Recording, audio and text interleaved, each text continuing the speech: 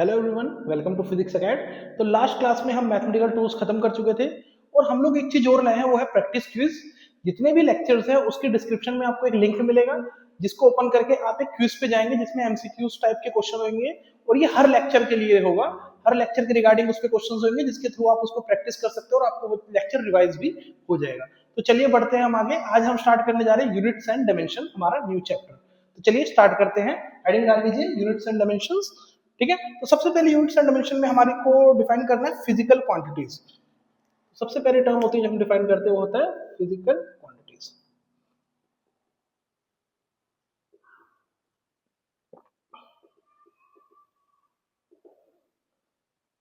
ठीक है, तो फिजिकल क्वांटिटीज क्या होती है? ऐसी क्वांटिटीज जो फिजिक्स के लॉज के लिए डिफाइन हो।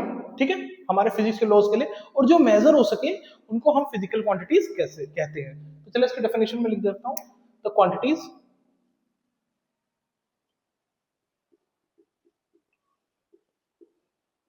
which are defined in terms of laws of physics, physics के लॉज के लिए डिफाइंड हो,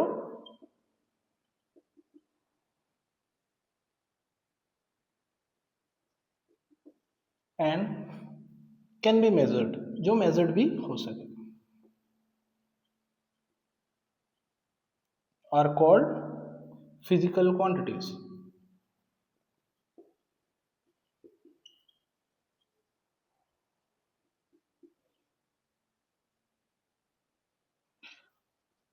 तो फिजिकल क्वांटिटीज क्या होती है? ऐसी क्वांटिटीज जो फिजिक्स के लॉज के लिए डिफाइंड हो, मतलब फिजिक्स के लॉज उस पर वर्क करे, और दूसरा वो मेजर हो सके इजिली।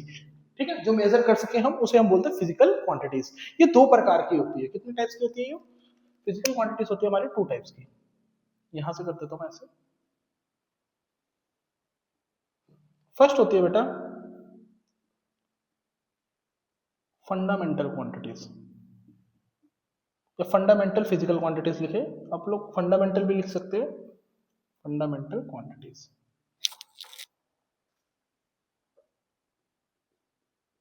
और सेकंड होती है हमारी derived quantities.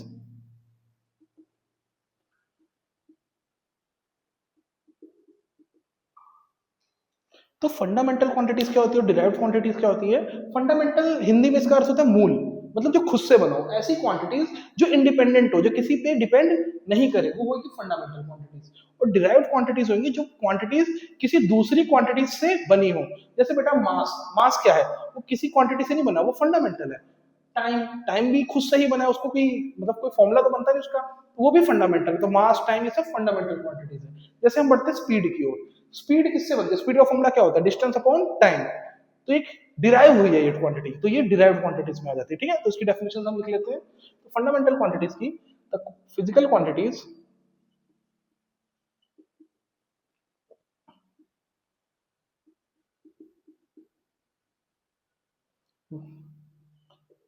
which are independent,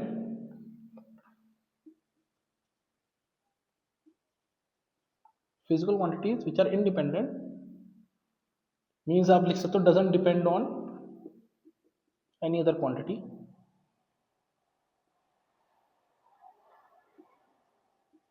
independent का मतलब यही होता है। ठीक है, आर कॉल्ड फंडामेंटल क्वांटिटीज।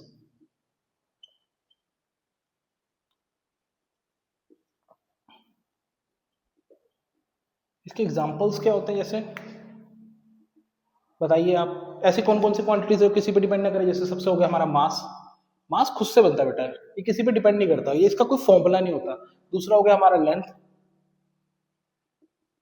हमारा हो गया टाइम, टेम्परेचर, ऐसे बहुत सारी होंगी। ठीक है, एटसेट्रा कर देते हैं। ठीक, अब आते हैं हम डिराइव्ड क्वांटिटीज की ओर। तो ऐसी फिजिकल क्वांटिटीज जो डिपेंड करें, the physical quantities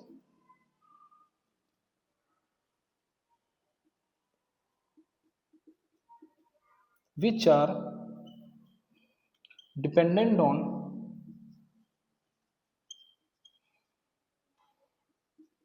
other quantities या other physical quantities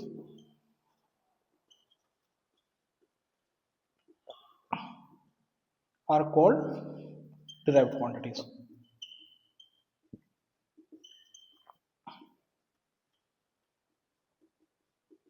इसके एग्जांपल्स क्या क्या हैं? डिराइव्ड क्वांटिटीज बेटा जिनका फॉर्मूला हो, आप समझिए जो किसी और से बनी हो, जैसे स्पीड, स्पीड किससे बनी? डिस्टेंस अपॉन टाइम, डिराइव्ड होगी। Density, mass upon volume, derived होगी। और बोलिए एरिया, लेंथ इनटू ब्रेड्थ, ये भी डिराइव्ड होगी। वॉल्यूम हो गया। फोर्स, मास इनटू एक्सेलरेशन, या एक्सेलरेशन भी लिख लीजिए आप, एक्सेलरेशन, प्रेशर, ऐसे बहुत सारी क्वांटिटीज ज्यादातर डिराइव्ड ही रहती हैं, एटसेट्रा। आई होप आपको दिख रहा हो। तो मैं फिर से आपको बता देता हूं, डिराइव्ड क्वांटिटीज और फंडामेंटल क्वांटिटीज, दो तरह की क्वांटिटीज होती है। सबसे पहले फिजिकल क्वांटिटीज। फिजिकल क्वांटिटीज क्या है? जो लॉज ऑफ फिजिक्स में डिफाइंड हो और जिनको मेजर किया जा सके, वो सब क्या होंगी? Physical quantities. ठीक है, तो फिजिकल क्वांटिटीज दो प्रकार की होती है, एक फंडामेंटल क्वांटिटीज और एक डिराइव्ड क्वांटिटीज। फंडामेंटल क्वांटिटीज क्या होती है? जो बेटा किसी पे डिपेंड ना करे, जो इंडिपेंडेंट हो, जो खुद से बनी हो, किसी और क्वांटिटी के से डिराइव होकर नहीं आई हो। जैसे बेटा क्या? मास, मास फंडामेंटल हो गया, खुद से बने। लेंथ एल, टाइम, टाइम खुद से बना, कोई फॉर्मूला नहीं लगता, ये सब फंडामेंटल। टेम्परेचर।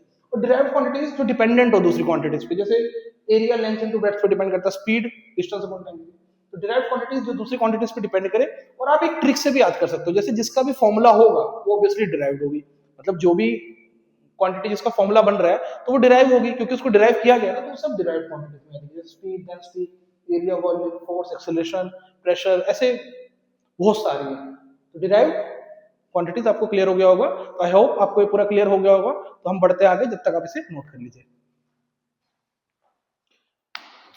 तो चलिए बढ़ते हैं हम आगे सिस्टम ऑफ यूनिट्स की ओर। तो हेडिंग डाल लीजिए सिस्टम ऑफ यूनिट्स।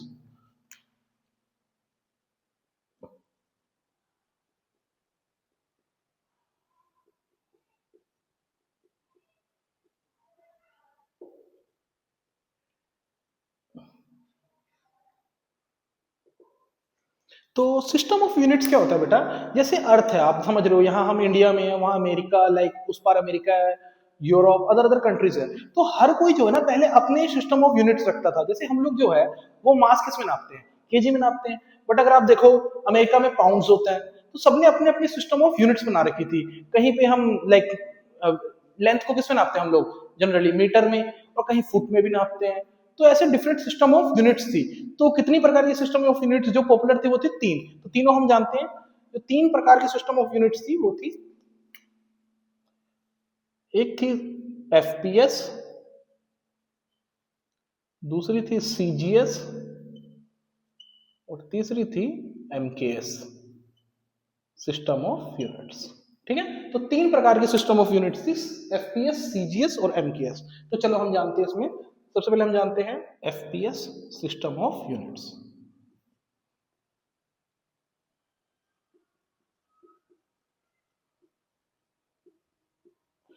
तो बेटा एफपीएस सिस्टम ऑफ यूनिट्स, इसमें जो होता है बेटा तीन ही चीज हम मेजर करते हैं।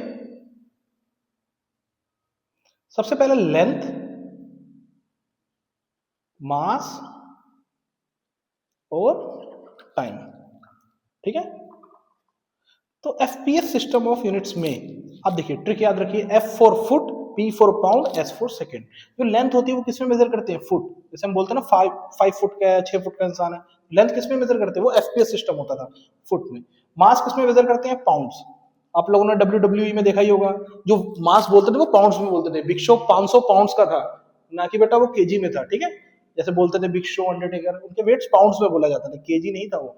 ठीक है, टाइम एस फॉर सेकेंड। तो आई होप आपको क्लियर होगा। FPS system of units, length हो गया फुट, मास हो गया पाउंड्स, टाइम हो गया सेकंड्स। ये यूएसए वाला सिस्टम था। ठीक है, आगे बढ़ते हैं हम। सेकंड होता है हमारा सीजीएस सिस्टम ऑफ यूनिट्स।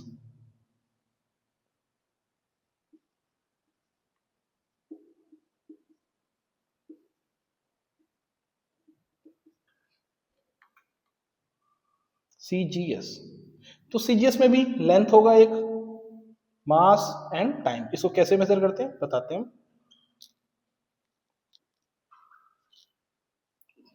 तो सी फॉर क्या होता है बताइए? सेंटीमीटर। लेंथ किस में मेजर होगी? सेंटीमीटर, सीएम, इसको लिख दो सेंटीमीटर। वैसे आप ऐसे भी लिख सकते हैं।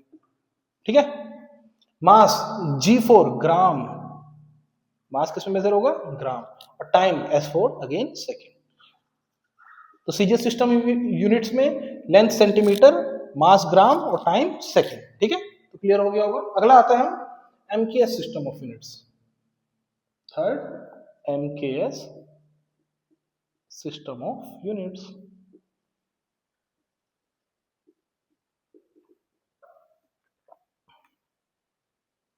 इसमें भी लेंथ मास टाइम, तो जानते हैं लेंथ किसमें है, मास किसमें है और टाइम किसमें है। तो बताइए बेटा, M4 मीटर, लेंथ किसमें होगी, एम, मीटर, एम भी लिखते हैं मीटर भी लिख सकते हैं, ब्रैकेट में कर देता हूं।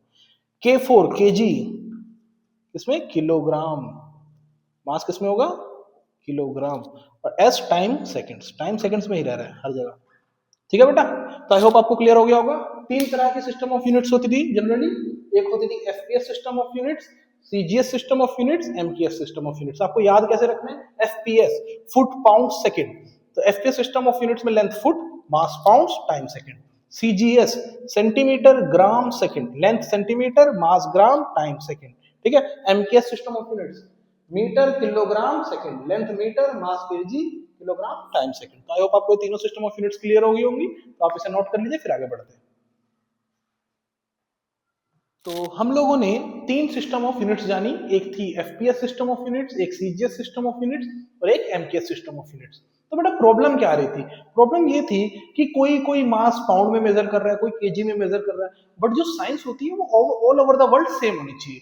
जैसे बेटा हम कोई क्वेश्चन पुट कर रहे हैं जिसमें मास की वैल्यू पुट करनी है, तो मैं केजी में पुट कर रहा हूँ, कोई पाउंड में पुट कर रहा है, तो ऑब्वियसली वैल्यूज डिफरेंट आएगी। मैं लेंथ को मीटर में पुट कर रहा हूँ, कोई फुट में पुट कर रहा है, तो वैल्यूज विल बी डिफरेंट। तो बेटा एक इंटरनेशनल कॉन्फ्रेंस हुई थी वेट्स एंड मेजरमेंट्स की, ठीक है, उसमें क्या एक नई सिस्टम ऑफ यूनिट्स बनाई जिसको बोलते हैं एसआई सिस्टम ऑफ यूनिट्स। तो हेडिंग डालिए एसआई सिस्टम ऑफ यूनिट्स।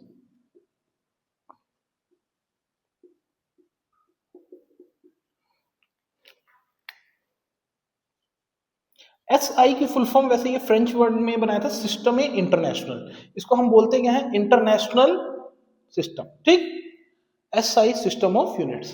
तो बेटा ये ऐसी यूनिट्स बनाई, इसमें जो थी 7 फंडामेंटल यूनिट्स बनाई गई। कितनी, 7 फंडामेंटल यूनिट्स,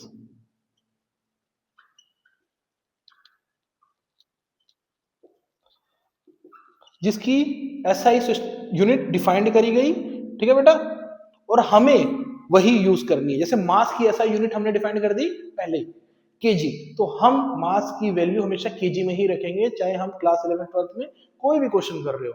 ठीक है, तो हमें हमेशा फॉर्मूले में जो वैल्यू होती है वो कौन सी रखनी होती है, एसआई सिस्टम ऑफ यूनिट्स वाली, याद होगा आपको ना। तो हम लेंथ को हमेशा क्या रखते हैं, मीटर, ना कि फुट, ना कि सेंटीमीटर। हमें लेंथ कैसे रखनी होती है, मीटर, क्योंकि यही है हमारी एसआई सिस्टम ऑफ यूनिट्स। और एसआई सिस्टम ऑफ यूनिट्स में बेटा 7 फंडामेंटल क्वांटिटीज बनाई गई है, जिसकी SI system define, SI units define की गई है, और उसका सिंबल भी। तो आप इसे नोट कर लीजिए, फिर हम 7 फंडामेंटल यूनिट्स जानते हैं और उनकी एसआई यूनिट भी। तो इसको नोट कर लीजिए जब तक आप, मैं इसको बना दूं। तो चलिए जानते हैं हम SI system of units. SI system of units में 7 फंडामेंटल क्वांटिटीज डिफाइंड गई। ये भी क्वेश्चन बन सकता है कि कितनी फंडामेंटल क्वांटिटीज डिफाइंड हुई, 7 फंडामेंटल क्वांटिटीज। तो लिख लेना 7 फंडामेंटल क्वांटिटीज बनी, और उनकी क्या ऐसा यूनिट बनाई गई और क्या सिंबल, वो सब हम जानते हैं। आप टेबल बना लेना ऐसे ही जैसे मैंने बनाया, 7 फंडामेंटल क्वांटिटीज। चलो तो जाने, तो सीरियल नंबर कितनी है, 7।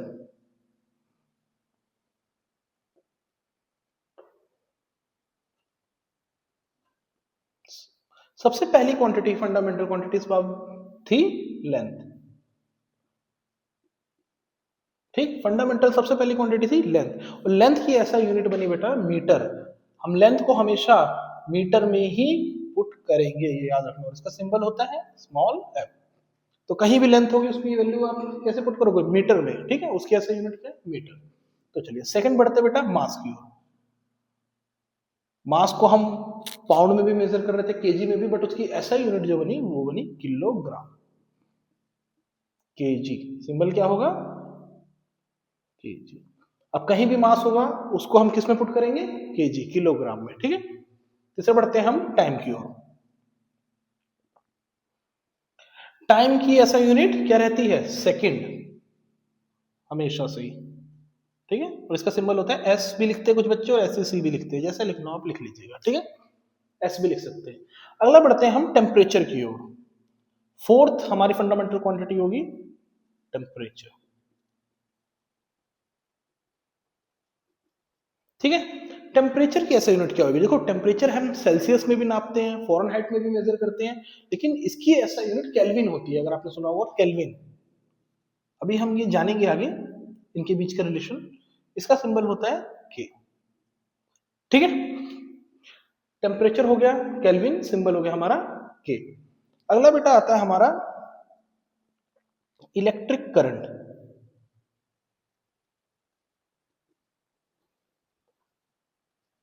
ये इलेक्ट्रिक करंट है, ध्यान रखना, इसको हमने fundamental quantity as a define की है, और इसकी ऐसा यूनिट होती है बेटा, करंट की ऐसा यूनिट क्या होती है, एम्पियर। क्या होती है, एम्पियर। और इसका सिंबल होता है बेटा ए। तो पांचवी हमारी फंडामेंटल क्वांटिटी होगी इलेक्ट्रिक करंट।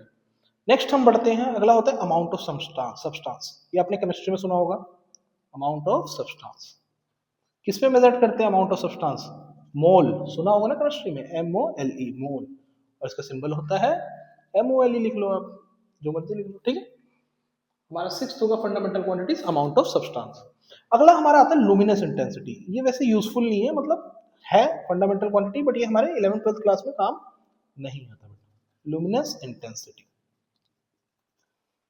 इसकी ऐसा यूनिट होती है कैंडला, और इसका सिंबल होता है CD, ठीक है। तो आई होप आपको ये 7 फंडामेंटल क्वांटिटीज याद हो रहे हैं। सबसे पहला था लेंथ, फिर मास, फिर टाइम, फिर टेम्परेचर, फिर इलेक्ट्रिक करंट, फिर अमाउंट ऑफ सब्सटेंस, फिर लुमिनस इंटेंसिटी। मैं फिर से बता देता हूँ, लेंथ की ऐसा यूनिट रहेगी मीटर, और उसका सिंबल, मास की ऐसा यूनिट किलोग्राम, केजी, टाइम की ऐसा यूनिट सेकंड, आप लिख लीजिएगा, टेम्परेचर की ऐसा यूनिट केल्विन, के सिंबल, इलेक्ट्रिक करंट की ऐसा unit ampere, symbol A, amount of substance की ऐसा यूनिट मोल, MOL लिख सकते हैं, लुमिनस इंटेंसिटी की ऐसा यूनिट कैंडेला। तो 7 फंडामेंटल क्वांटिटीज होती है, और उनकी ये ऐसा यूनिट हमें यूज करनी है, मतलब कभी भी क्वेश्चन होगा आपको हमेशा वैल्यू ऐसा यूनिट में ही पुट करनी है, ये याद रखना, ठीक है। तो आप इसको लर्न कर लीजिएगा या रिमेंबर, वैसे इजी है।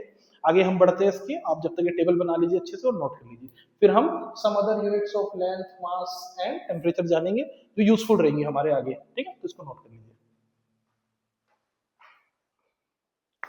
तो हम दो सप्लीमेंट्री यूनिट्स और हैं, उसे भी जान लेते हैं, तो लिखिए सप्लीमेंट्री यूनिट्स।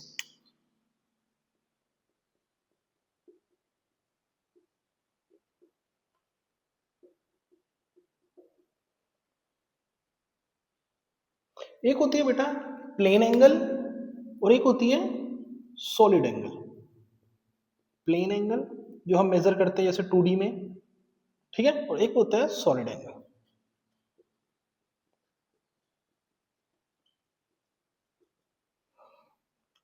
और इनकी एसआई यूनिट क्या होती है वो जान लेते हैं हम, ठीक है बेटा। सबसे पहले चलते हैं प्लेन एंगल की ओर। प्लेन एंगल क्या है, सिंपल एंगल, जैसे ये एंगल है, ये 2D है, ये जो एंगल है ये थीटा, ये होता है बेटा एंगल। एंगल में आपको ट्रिग्नोमेट्री में पढ़ाई चुका हूं। एंगल हम 10th क्लास तक डिग्रीज में मेजर करते थे, 30 डिग्री, 45, 60 डिग्री, बट बेटा डिग्री उसकी ऐसा यूनिट नहीं है। एंगल की ऐसा यूनिट मैंने आपको ट्रिग्नोमेट्री में बताया था, क्या होता है एंगल की ऐसा यूनिट, ये प्लेन एंगल वही एंगल, इसकी ऐसा यूनिट होती है बेटा रेडियंस। क्या होती है, रेडियंस, ठीक है। और रेडियन और डिग्री में कन्वर्जन कैसे करते थे मैं आपको फिर से बता देता हूं। पाई रेडियंस किसके बराबर होते थे, 180 डिग्री के। याद आ रहा होगा आपको, है ना, ट्रिग्नोमेट्री में वैसे पढ़ा रखा है, यहाँ कोई जरूरत नहीं। तो प्लेन एंगल जो हम मेजर करते हैं, सिंपल एंगल 2D में जैसे ये एंगल दिखा दिया, उसकी ऐसा यूनिट होती है बेटा रेडियन। और जो सॉलिड एंगल होता है, सॉलिड एंगल होता कैसे, उसकी ऐसा यूनिट होती है टी रेडियन। आप लोगों ने कोन देखा है, बर्थडे कैप जो कोन होता है, उसके अंदर जो एंगल होता है वो सॉलिड होता है बेटा, समझ पा रहे हो। ये तो जैसे दो लेंस के बीच में एंगल है, कोन ऐसे होता है लाइक दिस, देख रहे हो आप, इसमें से बना रहा हूं, जो वो उसके अंदर एंगल होता है वो सॉलिड एंगल होता है, और इसी उसकी ऐसा यूनिट स्टेरेडियन होती है। तो आई होप आपको ये दोनों पता होगा, वैसे प्लेन एंगल की रेडियन, सॉलिड एंगल की स्टेरेडियन, ये यूजफुल नहीं है हमारे में, हमें प्लेन एंगल ही यूज होता है। रेडियन, उसकी ऐसा यूनिट रेडियन होती है। जब भी एंगल कहीं दिखेगा तो उसकी वैल्यू हम किस में रखेंगे, रेडियंस में, ना कि डिग्रीज में, याद रखना। तो इसे नोट कर लीजिए, आगे बढ़ते हैं। सबसे पहले हम लेंथ के बारे में जानते हैं। तो लेंथ की ऐसा यूनिट क्या थी, मीटर, लेकिन हमें कुछ और अदर यूनिट्स भी होती है लेंथ की, जो जाननी बहुत जरूरी है। तो हेडिंग डालिए some other units of length, some other units of length.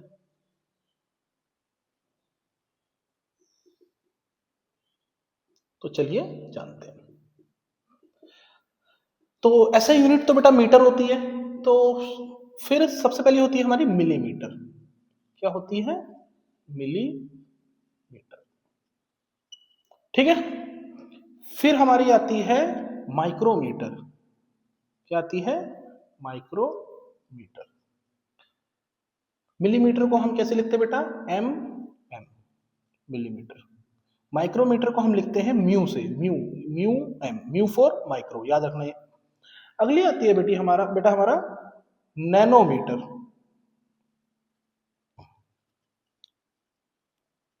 Nanometre को कैसे लिखते हैं हम, एन, एम से। फिर हमारा आता है एंगस्ट्रॉम।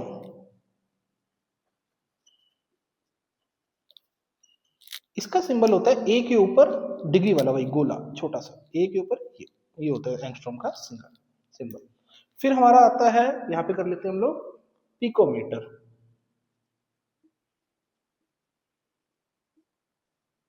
इसका सिंबल होता है पीएम, पीएम, पिकोमीटर। फिर लास्ट में हमारा आता है फर्मी। तो फर्मी को हम फर्मी से ही लिखते हैं, ठीक है। तो हमने अदर यूनिट्स ऑफ लेंथ जानी, तो इसका कन्वर्जन भी करते हैं बेटा सबसे पहले, ठीक। तो एमएम, नैनोमीटर, माइक्रोमीटर, इसके आगे लाइक इसका कन्वर्जन करते हैं टू मीटर। तो सबसे पहले बेटा 1 मिलीमीटर, 1 मिलीमीटर में कितने मीटर होते हैं बताइए, 10⁻³ मीटर। इसी ये तो आपको पता है, 1 मिलीमीटर में 10⁻³ मीटर। अगला आता है 1 माइक्रोमीटर। 1 माइक्रोमीटर में कितना होता है, उसका सिंबल होता है म्यू एम, 10⁻⁻6 मीटर। इजी है। वैसे भी मिली का मतलब होता है 10⁻³ आपको पता होगा, माइक्रो माने 10⁻6, ठीक। तो 1 मिलीमीटर में 10⁻³ मीटर, 1 माइक्रोमीटर में 10⁻6 मीटर। चलो नैनोमीटर पे बढ़ते हैं, ये सब आपको पता होना चाहिए, काम आता है। एनम, ये कितना होता है, 10⁻9 मीटर, ठीक है। 1 नैनोमीटर में 10⁻9 मीटर। फिर आते हैं एंगस्ट्रॉम की ओर। तो 1 एंगस्ट्रॉम में 10⁻10 मीटर, ठीक है। नैनोमीटर में 10⁻9 मीटर, एंगस्ट्रॉम में 10⁻10 मीटर। फिर आते हैं पिकोमीटर। तो एक पिकोमीटर में 10⁻12 मीटर, कितना, 10⁻12 मीटर पिकोमीटर में। फिर आता फर्मी, 1 फर्मी में 10⁻15 मीटर, ये सबसे छोटी है। तो आई होप आपको क्लियर हो गया होगा। जो रेडियस ऑफ न्यूक्लियाई होता है, आप एटम्स एंड न्यूक्लियाई पढ़ेंगे केमिस्ट्री में और फिजिक्स में भी 12th क्लास में वैसे। तो जो न्यूक्लियाई होता है, न्यूक्लियस, उसका जो रेडियस होता है फर्मी में होता है, इतना छोटा, 10⁻15 मीटर, इतने छोटे ऑर्डर में होता है। तो फिर से आप जान लेते हैं, 1 मिलीमीटर में 10⁻³ मीटर, 1 माइक्रोमीटर में 10⁻6 मीटर, 1 नैनोमीटर में 10⁻9 मीटर, 1 एंगस्ट्रॉम में 10⁻10 मीटर, 1 पिकोमीटर में 10⁻12 मीटर, और 1 फर्मी में 10⁻15 मीटर। सबसे छोटी फर्मी है, ठीक है। तो बेटा ये यूनिट्स होती है लेंथ की। कि कभी कभी आपको लेंथ दे दे नैनोमीटर में या पिकोमीटर में, तो आपको कन्वर्ट करना तो आना चाहिए ना मीटर में, क्योंकि ऐसा यूनिट तो मीटर है, हमें वैल्यूज तो मीटर में ही रखनी है। तो आपको कन्वर्जन आनी चाहिए कि मीटर में उसकी वैल्यू क्या होगी, तो आपको पता होना चाहिए। तो आई होप आपको समझ आ गया होगा some other units of length. तो इसको नोट कर लीजिए, फिर आगे बढ़ते हैं। तो चलिए हम some other units of mass and time भी जान लेते हैं, जो ज्यादा यूजफुल नहीं होती, बट आपको पता तो होना ही चाहिए। तो सबसे पहले मास की जान लेते हैं। मास की ऐसा यूनिट क्या होती है बच्चा, केजी होती है, ये तो आपको पता है।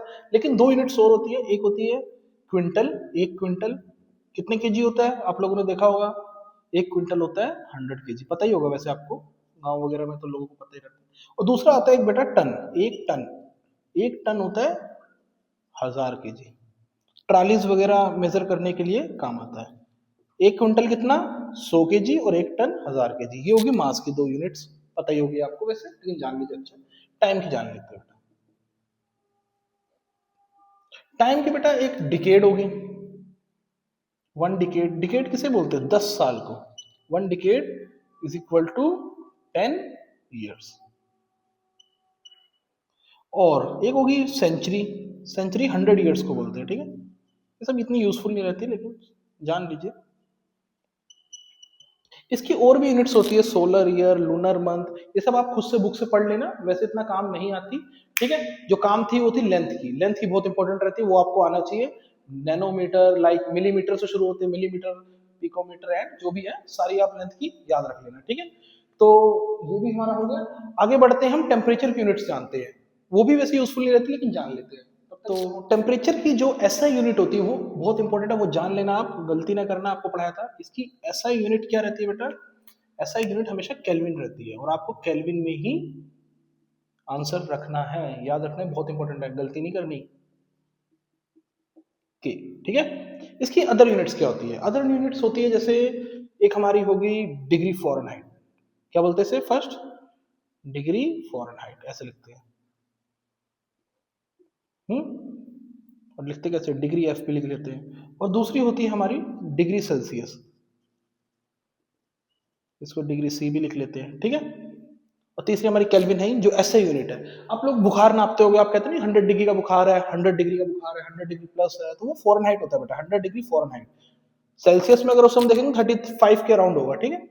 तो वो फॉरेनहाइट सेल्सियस में हम थर्मोमीटर से नाप तो लेते हैं, बट वो वैल्यू हमें क्वेश्चंस में नहीं रखनी, ये गलती आप कभी ना करना। अगर कहीं क्वेश्चन आ रहा है उसमें टेम्परेचर की वैल्यू पुट करनी है, तो आप हमेशा केल्विन पुट करना, ये इंपॉर्टेंट है, याद रखना, ठीक है। हमेशा वैल्यू केल्विन में पुट करना है। तो इनके कुछ रिलेशंस है, वो जान लेते हैं कि कन्वर्जन क्या होती है। फॉरेनहाइट सेल्सियस, अगर आपको मान लो फॉरेनहाइट में वैल्यू दे भी दी, तो केल्विन में बनाओगे कैसे? तो आप लोगों ने 9th 10th या 8th में पढ़ाई होगा, ये रिलेशन होता है फॉरेनहाइट और सेल्सियस में। F degree Fahrenheit is equal to 9/5 degree Celsius plus 32। एक रिलेशन तो ये हो गया।